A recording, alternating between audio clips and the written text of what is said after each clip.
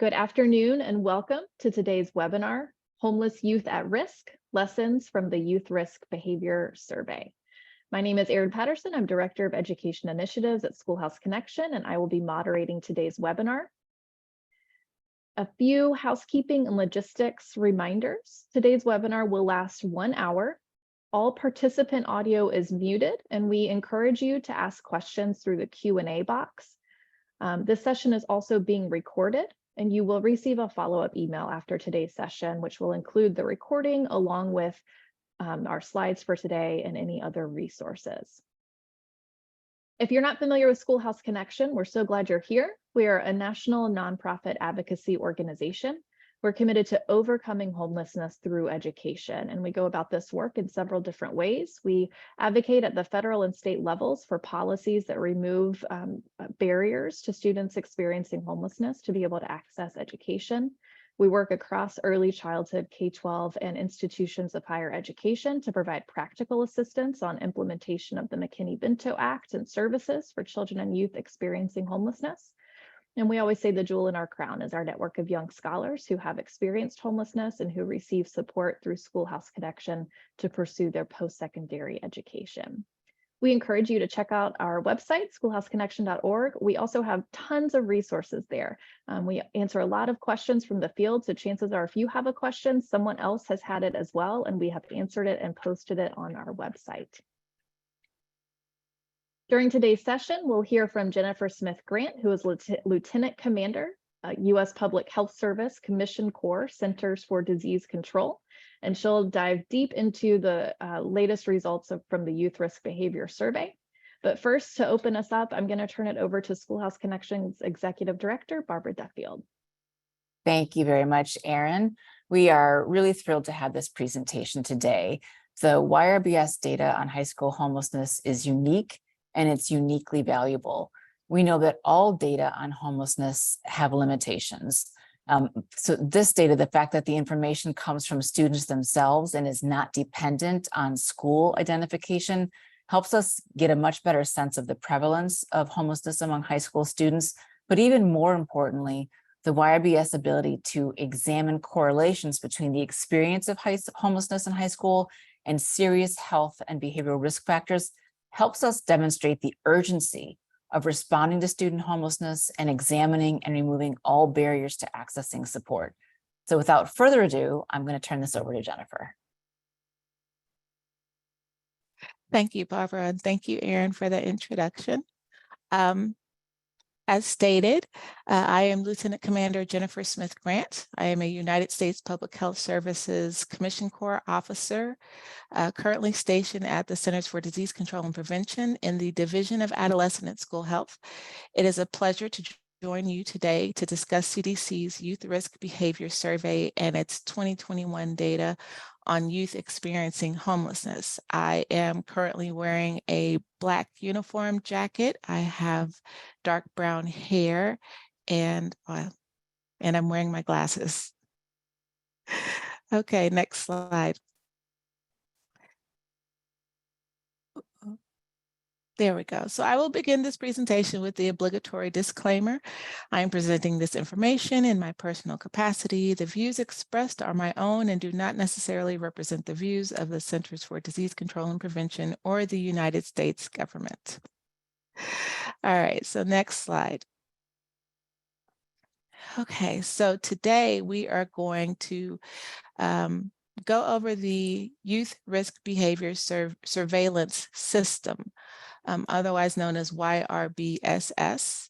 I will provide a history of the housing questions in YRBSS,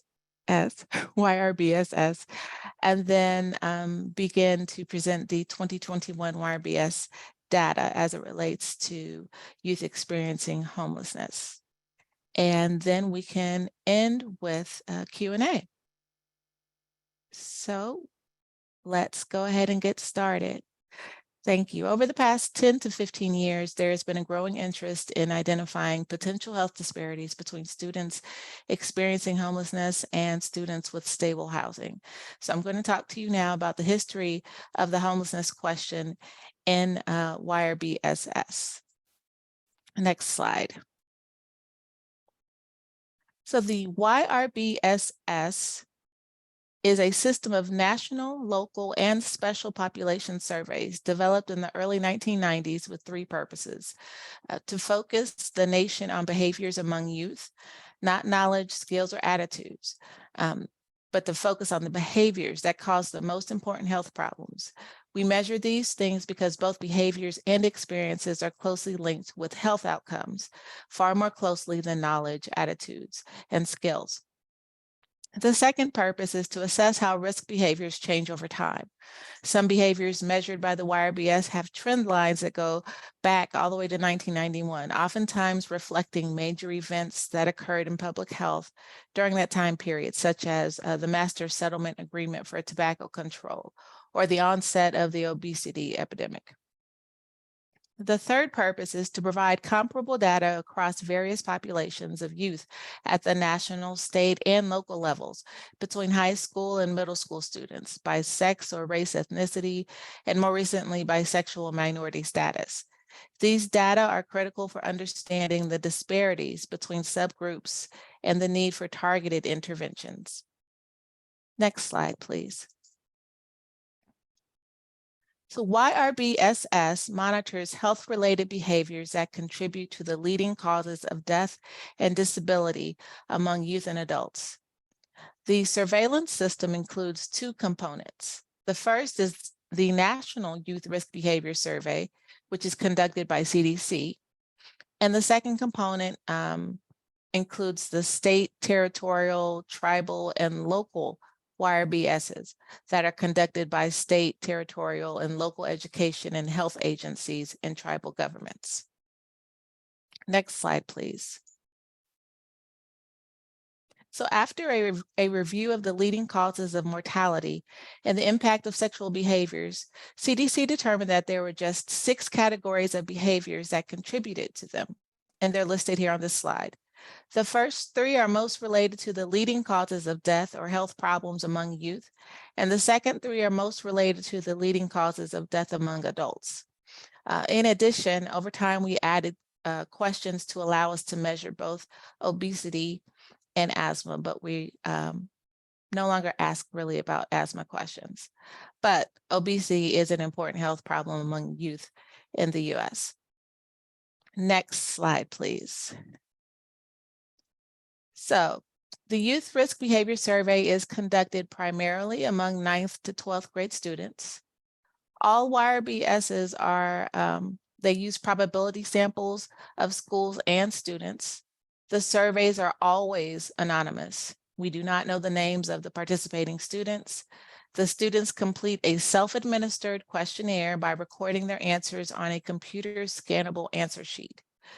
The questionnaire is designed to be completed in one class period to minimize the burden on schools and students and the time that the survey takes away from instructional time. Next slide, please.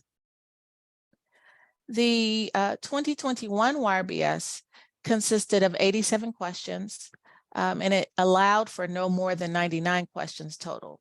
Some sites will add or delete questions based on the interest from the state legislation, a mandate to measure certain health objectives, or local interest in a particular subpopulation of students.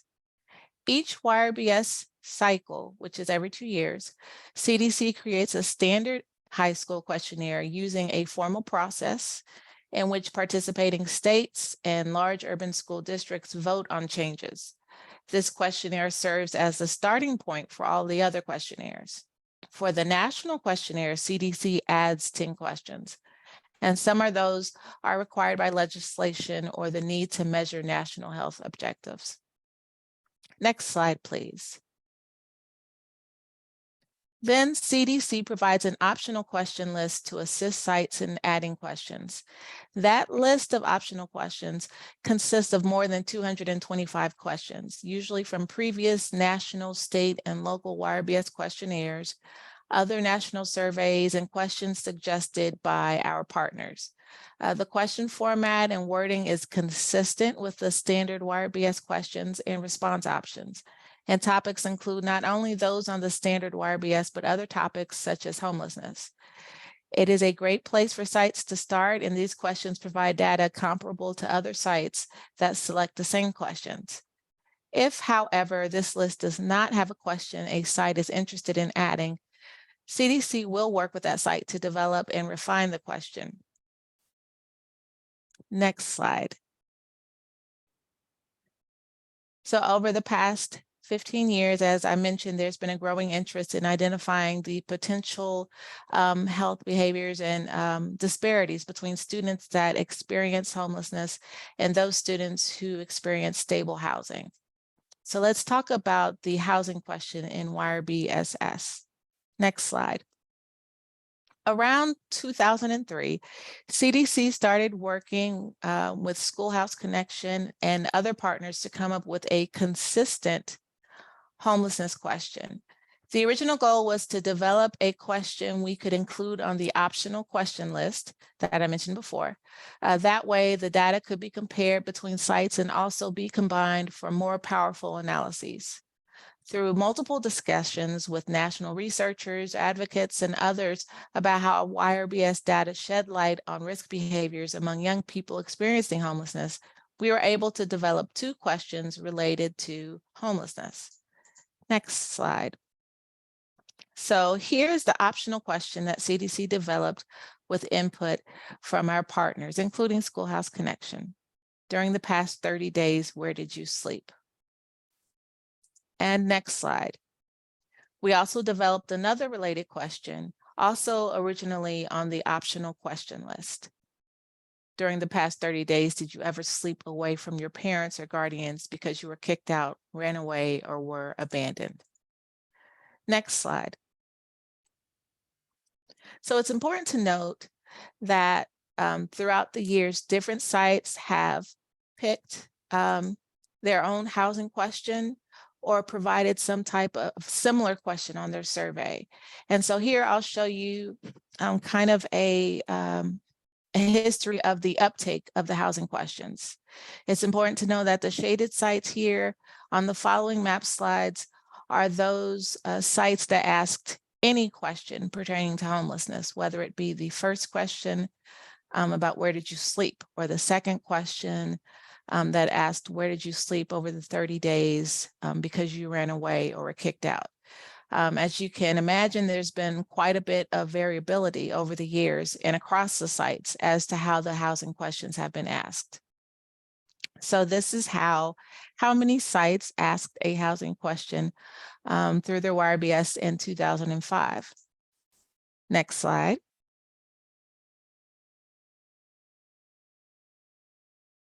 And the same can be said for 2007, Boston and Massachusetts were again the only 2 sites to include a housing question in 2007. Next slide. Now in 2009, we had a couple more sites to ask questions about housing. Some questions used the same wording, but not all of them did. So sometimes when there's variability between how the question is asked, the data may not be comparable. Next slide, please. In 2011, another site added the housing question. I think that was Delaware. So we moved, we've been moving around the country by 2011 with uptake. Next slide.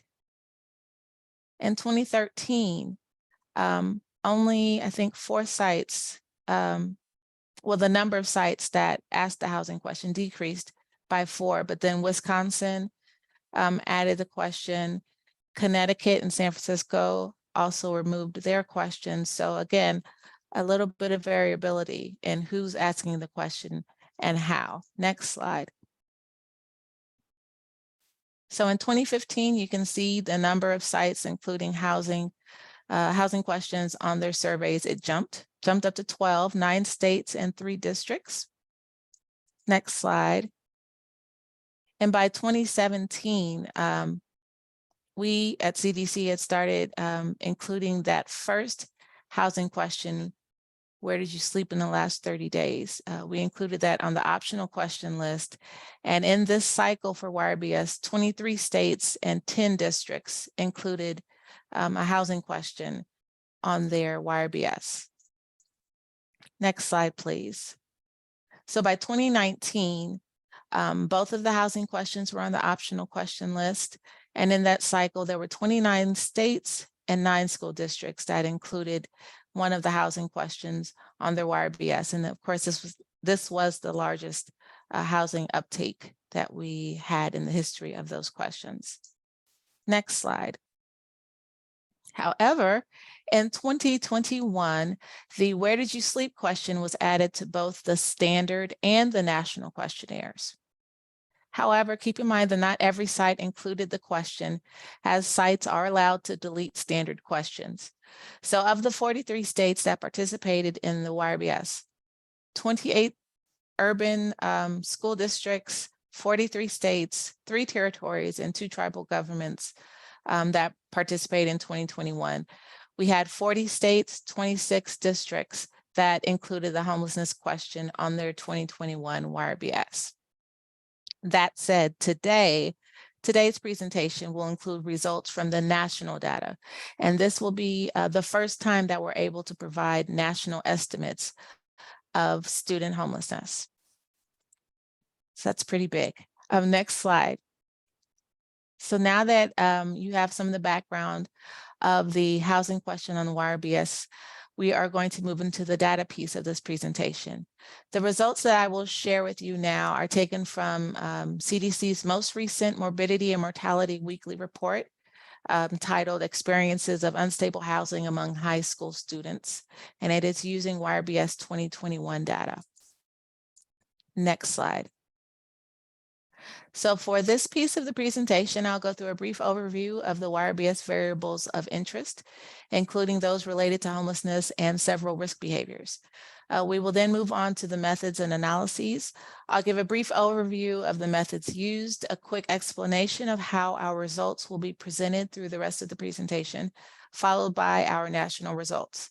And then I'll close with a short summary of what's been presented, and we'll have the opportunity for questions.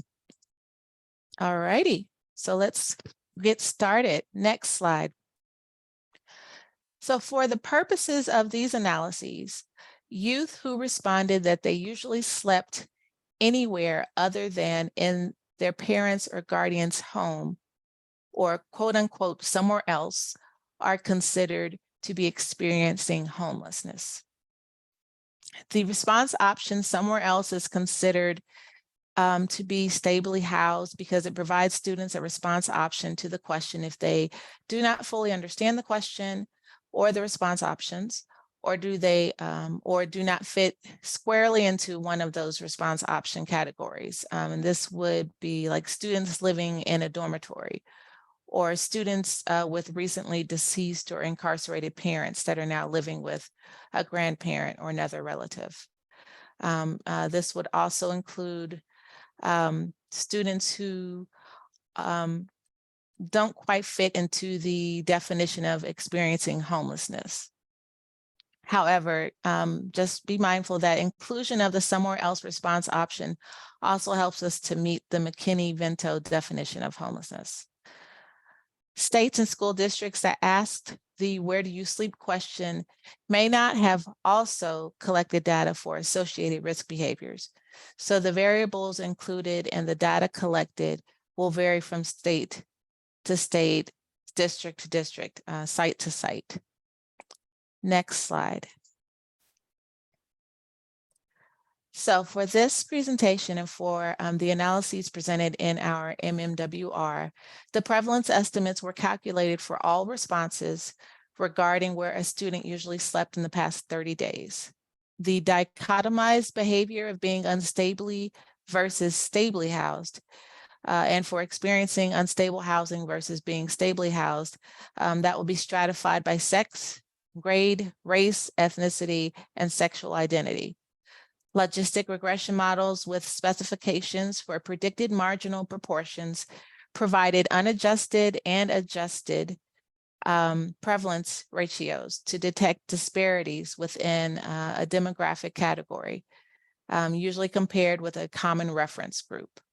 So for example, all grades compared to 9th grade. Prevalence estimates of each risk behavior were stratified by housing status.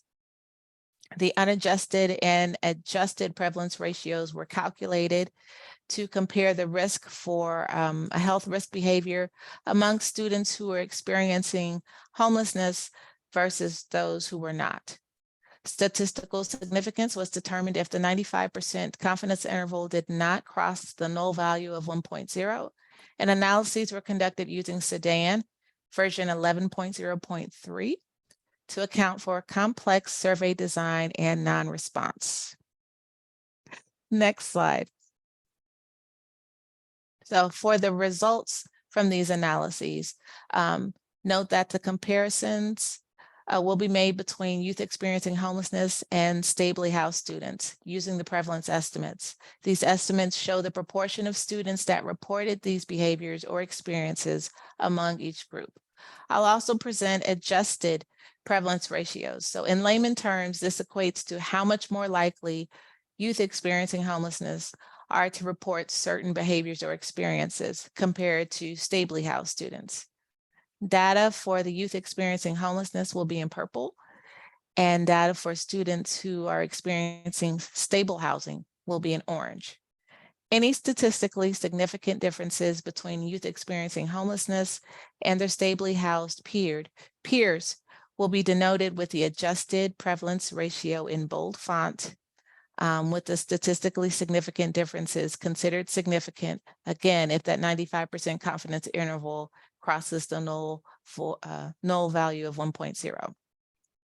So I hope that was all clear. If you have any questions, feel free to ask. All right, so next, among the over 17,000 youth that were surveyed in the US states via the 2021 national YRBS, 2.4% said that they experienced homelessness in the last 30 days. Next slide. So what was the prevalence of experiencing homelessness among high school students according to the 2021 YRBS data? So look here, we'll see that female and male students were similarly likely to have experienced unstable housing or experienced homelessness in the past 30 days, with 2.4% of females and 2.7% of male students experiencing homelessness. This prevalence ratio was adjusted for grade, race, ethnicity, and sexual identity. Next slide. The prevalence of experiencing homelessness increased with increasing grade level. So 2% of the 9th graders, 2.1% of 10th graders, 2.8% of 11th graders, and 3.4% of 12th graders said they experienced homelessness. These prevalence ratios were adjusted for sex, race and ethnicity, and sexual identity. But overall, the prevalence of experiencing homelessness was 1.7 times higher among 12th graders compared to 9th grade students. Next slide. The racial and ethnic groups that experienced the highest prevalence of homelessness were Native Hawaiian or other Pacific Islander with 10%, American Indian or Alaskan Native with 7.9%, and Black with 5.1%. After adjusting for sex, grade, and sexual identity, these groups experienced 5.9, 4.7, and 2.6 times higher prevalence of homelessness compared with white students, respectively. The prevalence of experiencing homelessness was lowest among Asian students at 0.8%. And after adjusting for sex, grade, and sexual identity, Asian students experienced 0.3 times lower prevalence of unstable housing compared with white students. These prevalence ratios for race and ethnicity were adjusted for sex, grade, and sexual identity. Next slide. Among sexual identity groups, the prevalence of experiencing homelessness was 2.0% among heterosexual students, 4.7% among lesbian or gay students, 4.2% among bisexual students, 4.0% among questioning students, and 2.6% among students who describe their sexual identity in some other way. Overall, the prevalence of unstable housing, homelessness, was approximately 2 times higher among students who identify as LGBTQ+ compared with heterosexual students. These prevalence ratios were adjusted for sex, grade, and race and ethnicity. Significant differences in the prevalence of homelessness across levels of the demographic characteristics are in bold font.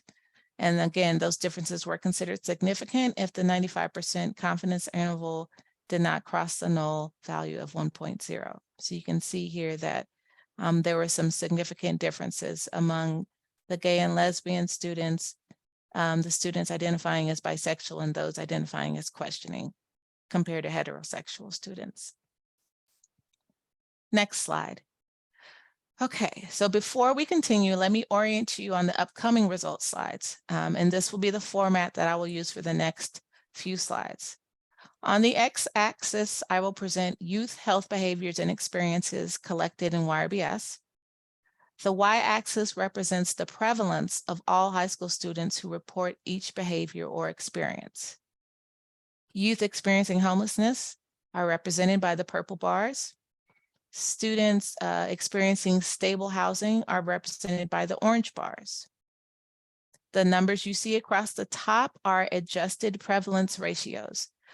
These numbers will tell us how many times more likely youth experiencing homelessness are to engage in each behavior compared to stably housed students. So here, also, if you see an adjusted prevalence ratio that's circled in red, that means that we observed a significant difference in prevalence of that particular health behavior by housing status.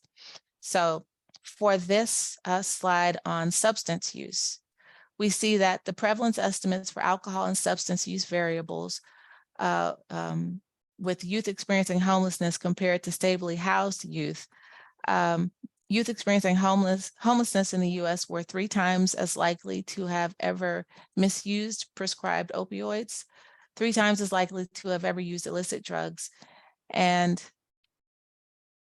19 times as likely to use injection drugs in their lifetime. I had to look again to make sure that wasn't a typo, but that's correct. 19 times as likely to use injection drugs compared to their peers who were stably housed. Next slide. Regarding sexual health, the prevalence of current sexual activity and use of alcohol or drugs at last sexual intercourse was 2 times higher among youth experiencing homelessness versus their stably housed counterparts. The prevalence of not using a condom at last sexual intercourse was higher among youth experiencing homelessness. However, after adjusting for demographic variables, the prevalence ratio comparing youth experiencing homelessness to stably housed youth was no longer significant. The prevalence of students who did not get tested for sexually transmitted infections or STIs in the past year or who had never been tested for HIV among youth experiencing homelessness was lower, 81.2% and 81.4% respectively, compared to youth with stable housing. And their percentages are 95.2% for being tested for STIs and 94.7% for not being tested for HIV.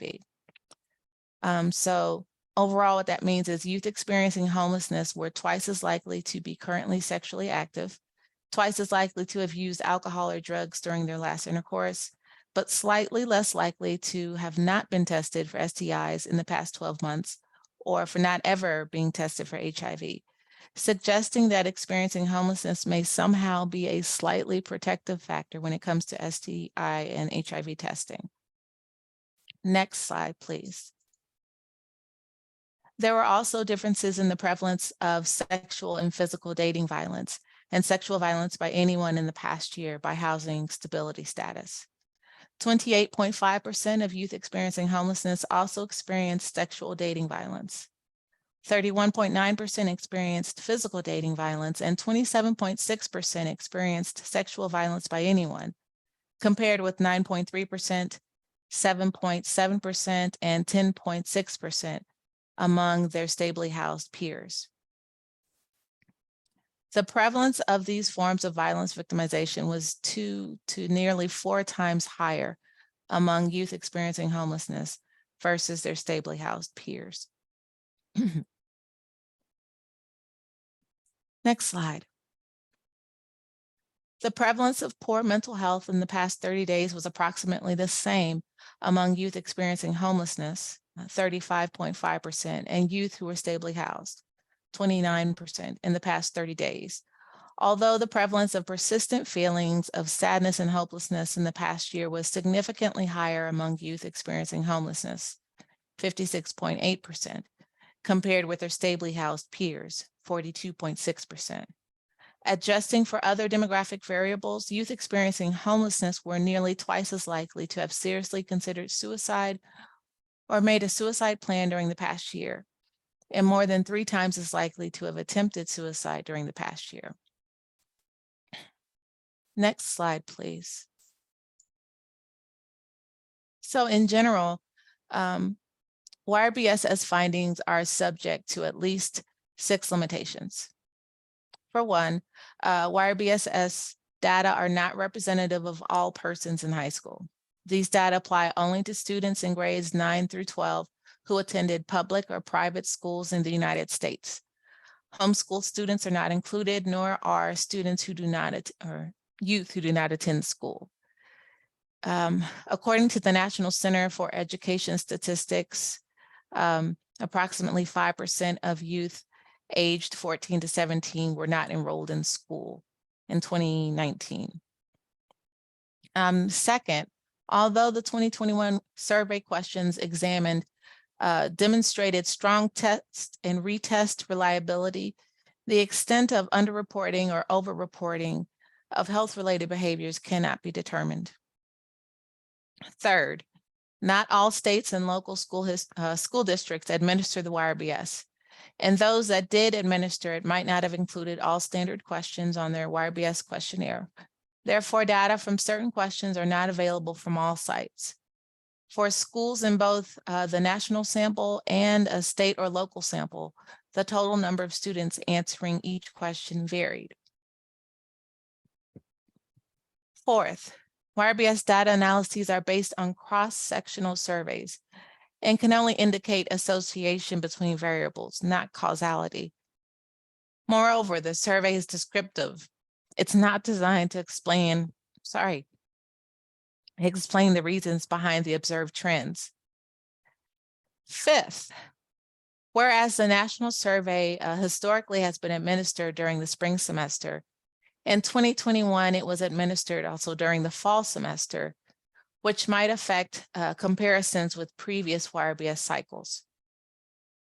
Finally, COVID-19 precautions might have reduced school and student participation, although more schools were sampled than in previous cycles to obtain sufficient numbers of students for the desired analyses. So those are general limitations for YRBSS. Next slide.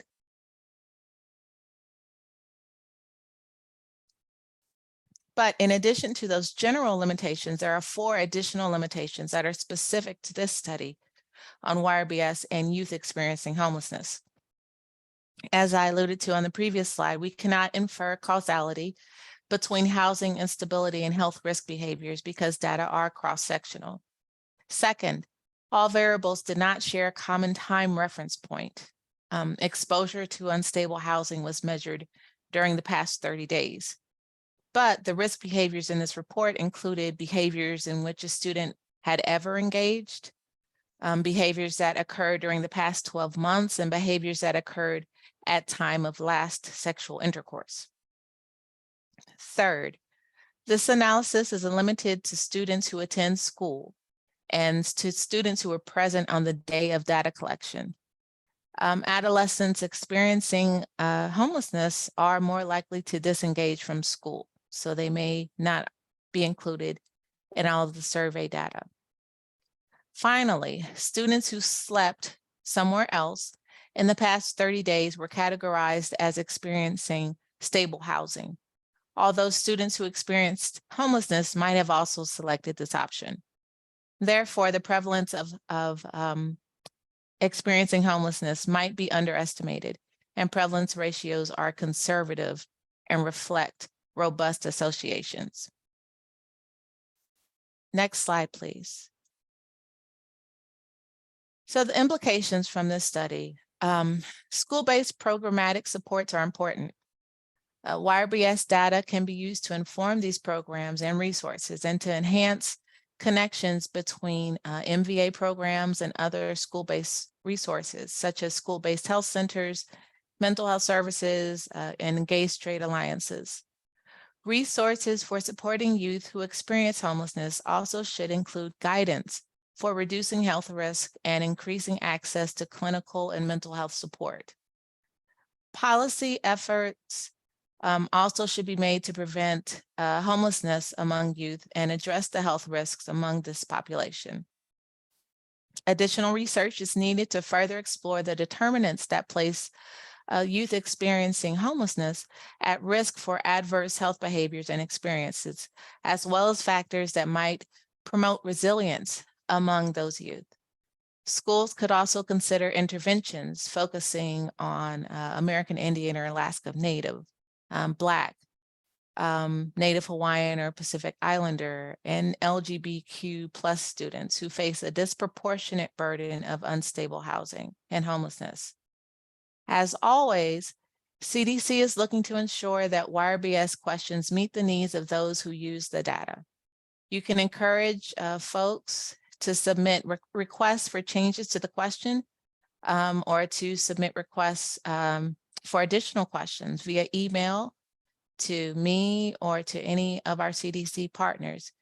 But also be cautioned that when and if we change a question, then those data that that question involved will not be comparable to previous data. So if we change the housing question, the data for 2021, we won't be able to compare those results from the new question with the old question, if that makes sense.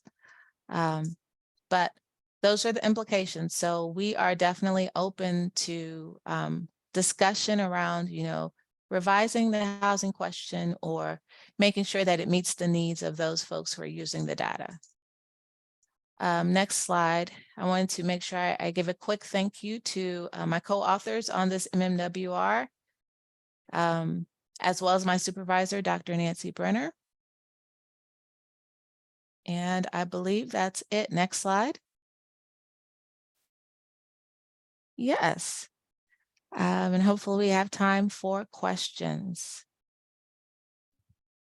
Wonderful. Thank you so much, Jennifer, for your thorough presentation. We do have some questions streaming in, and so I want to make sure we're getting to those. I also want to acknowledge that Dr. Nancy Brenner has joined us in case there are questions that she would like to weigh in on. So the first question we received is, what does it mean to say that the prevalence ratio was adjusted for race, ethnicity, sex, etc.? I'm going through my notes to make sure I pull that up.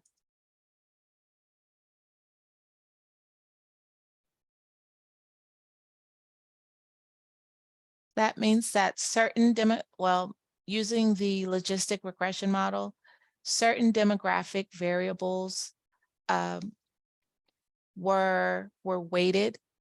So that way we took into account all the variability for those variables, meaning, let me find one specifically, where we were looking at the prevalence of homelessness between males and females.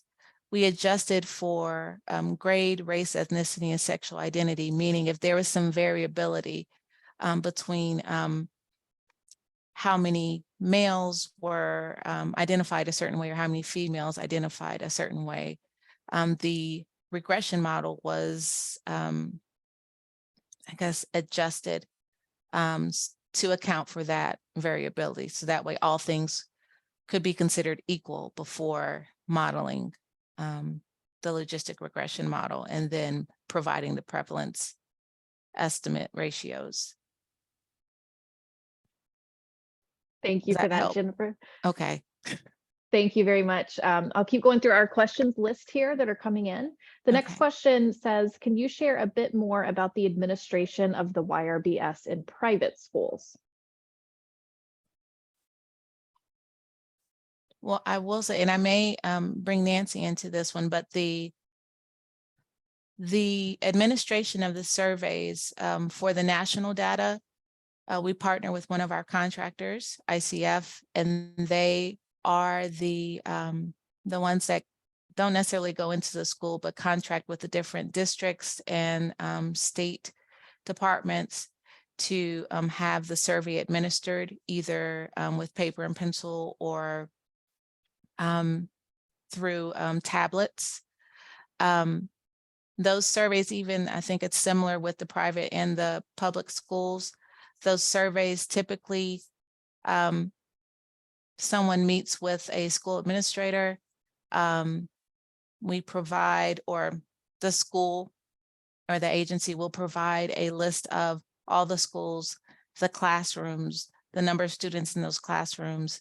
With that data, we send that to our contractor, Westat. They pull together a sampling parameter to determine how many schools or how many classrooms will be needed to complete the YRBS in order to have data that appropriately represent the students there. So once those sampling parameters are put in place, then someone from either the contract agency or the educational agency, sometimes it may be a teacher, a school nurse, the guidance counselor, will go into those classrooms and hand out either the tablets or the survey and the Scantron sheets during one class period and administer the test that way. And again, it varies from school to school, district to district, site to site. It just depends on what's feasible for that school. Some schools do everything electronically with tablets or go into a computer lab during a class period. Other students don't have that access and may do everything with paper and pencil, may rely on their guidance counselors or their health ed teachers to administer the survey. Thank you for that. Okay. Thank you for that. And I actually want to invite in Nancy if you had anything to add to that. Sure. Can you hear me okay? Yes, we can. Okay, great. So Jennifer gave a very comprehensive answer that talked about how we do YRBS both in the state for the state and local surveys and the national survey. But I want to just give kind of a simpler answer, which is the national survey, which is the actual data that Jennifer presented today, does include private and public schools in its sampling frame.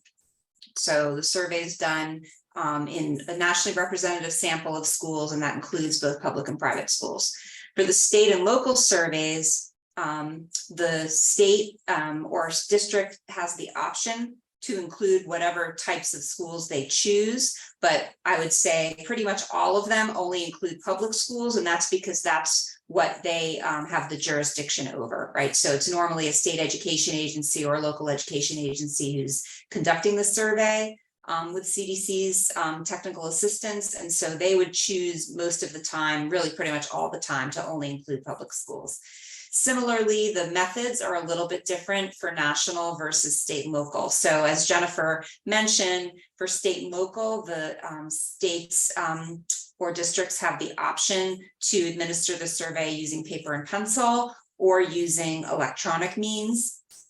For the national survey for 2021, which is the data that Jennifer just presented, it was all conducted on paper and pencil, completely paper and pencil. But for 2023, which our survey is in the field right now, just wrapping up, that was conducted 100% on tablets or on other web-based computer equipment, or it could be any kind of other thing that was internet connected, but mainly on tablets. So those are just some distinctions between the state and local and the national that I just wanted to make sure I clarified. Awesome. That's so helpful. And really quickly on the private school question, do either of you have an estimate of the percentage of private schools that administer the YRBS, or an estimate of the percentage of YRBS surveys that are administered in private schools? Yeah, that's a great question. And the answer is that it sort of mimics the distribution in the country, right? So I don't remember off the top of my head the percentage of all schools that are private schools versus public schools, but whatever that percentage is, which is pretty small, that's what our sampling tries to mimic. Got it. Thank you for that. The next question is there a place to see results specific to a state or district? Yes, our YRBS data are available online through, let's see, 1991 through 2021. If you go to cdc.gov/healthy-youth, that will take you to our 2021 results, and it will also, I believe there's a tab where you can click for data dating all the way back to 1991. Thank you. Nancy just put it in the chat. You can also use cdc.gov/YRBS. That's great. Thank you for that. The next question is the YRBS administered in multiple languages or just English?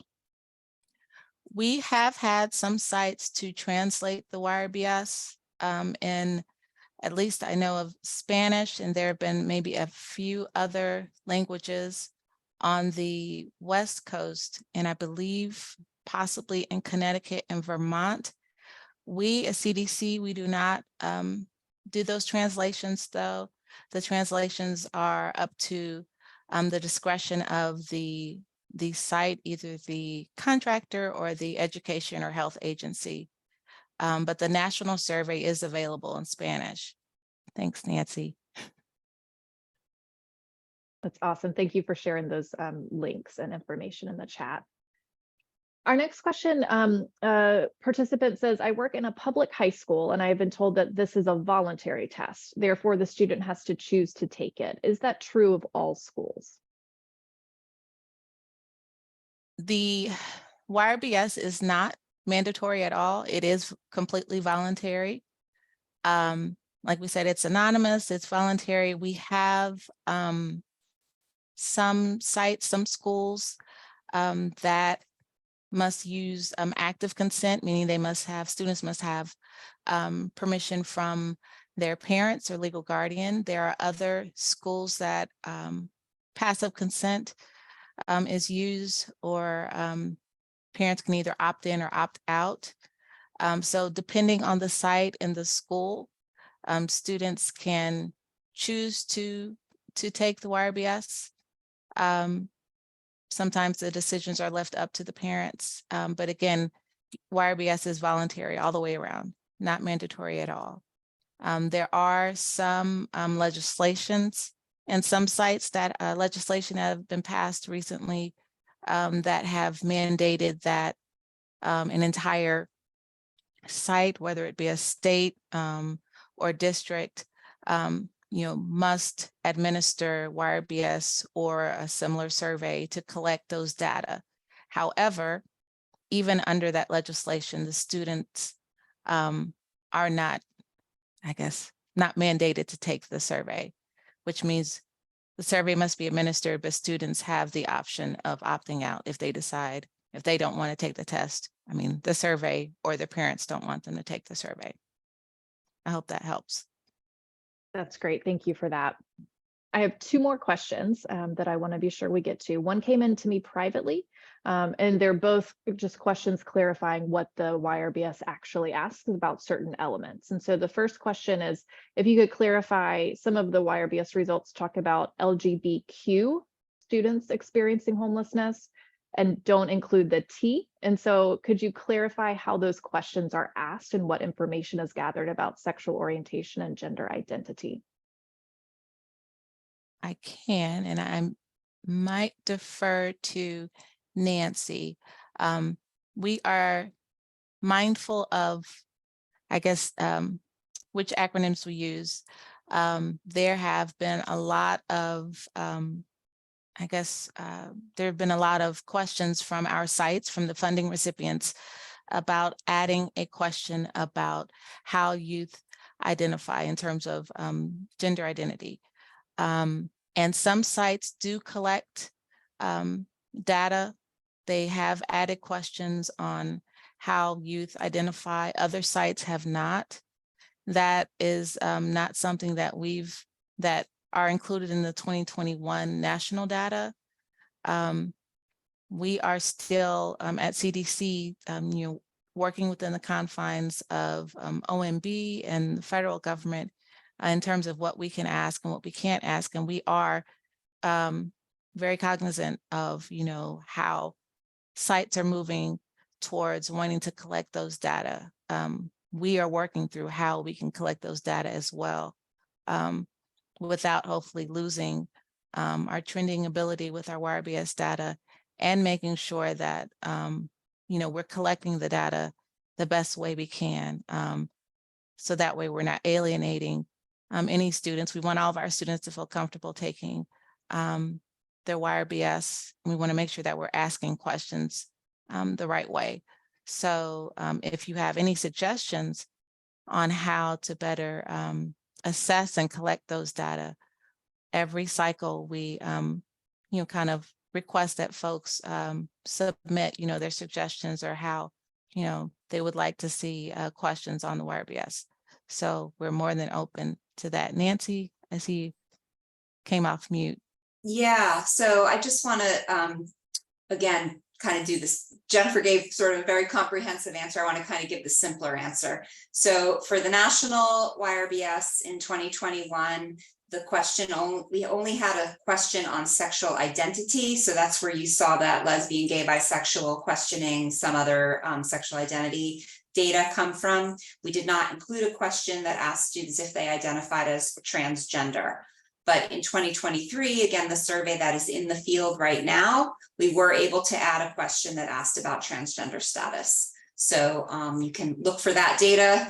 A year or so from now, we will have that. We will have national estimates on transgender status, as well as we'll still have the same homelessness question. So we'll be able to look at both the sexual identity and the transgender question.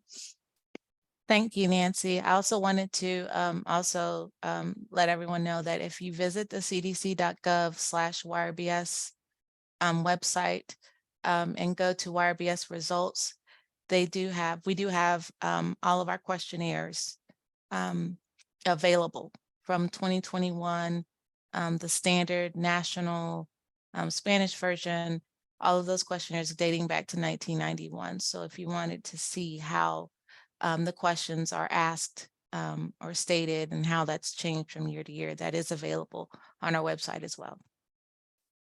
That's great. And thank you so much, Nancy, for that information about the transgender question being asked as part of the 2023 administration. I want to get to our last question. Again, this is just a clarifying question about what is asked on the YRBS, specifically about alcohol use. So Jennifer, I know you included that in your data. Could you go back and remind us what question exactly is asked on alcohol use, or questions? Okay, just a moment. I want to say we initially included it with our substance use questions. I'm pulling up the questionnaire now to make sure, so I can give you the exact question. Bear with me one moment. So we have questions about, let's see, driving. Okay. So our questions about drinking alcohol, it has the disclaimer. The questions include drinking beer, wine, flavored alcoholic beverages, and liquor. The questions we ask how old were you when you had your first drink of alcohol, other than a few sips? We ask, in the past 30 days, how many days did you have at least one alcoholic drink? We asked, during the past 30 days, how many days did you have 4 or more drinks? in a row within a couple of hours, or 5 or more drinks if you're a male. The 4 or more is for females. We asked during the past 30 days, what's the largest number of alcoholic drinks you had in a row within a couple of hours? And then we asked during the past 30 days, how did you usually get the alcohol that you drank? So those were the questions that we asked about alcohol.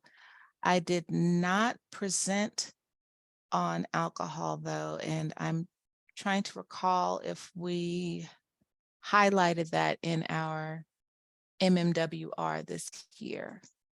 I believe we did in our 2019 article, but not necessarily for 2021. Okay, that's all. Was a specific question about including alcohol use? Nope, that's great. I think just Okay. wanting clarification on what was included. Thank you so much for that. And then Awesome. one last question before I close us out today. Has there been any movement to include the question about food insecurity on the National Standard Survey? Jennifer, I can take this one if you want. Yes, please. Yes, I'm very glad you brought that up. We have been working with other subject matter experts within CDC to come up with food security questions that will perform well and meet the needs of our subject matter experts and others who work in this field. So if you have ideas about particular questions that you think might work well, please send them our way. We are just in the process now of starting to gather information for our 2025 cycle. So this would be a great time to weigh in on that. That's awesome. As I close this out, I want to thank Nancy Brenner for joining for our Q&A. I especially want to thank Jennifer for your very comprehensive presentation. This was so informative and so helpful to our participants today. I want to direct participants' attention to some additional resources. SchoolHouse Connection has on our website a summary of new CDC data and showing the higher health risk for students experiencing homelessness. You can also find more information about why we use the phrase students experiencing homelessness and our analysis from the 2019 YRBS administration.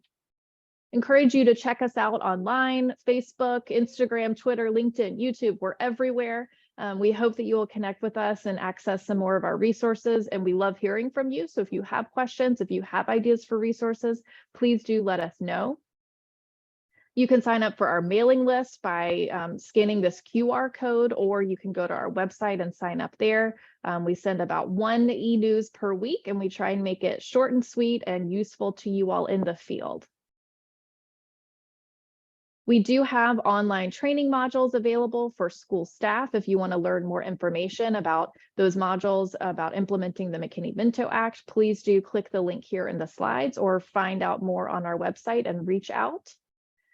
And with that, I want to thank all of our participants for joining today. Special thanks to Nancy Brenner and Jennifer at the Centers for Disease Control. And I hope you have a wonderful afternoon. Thanks so much, everyone.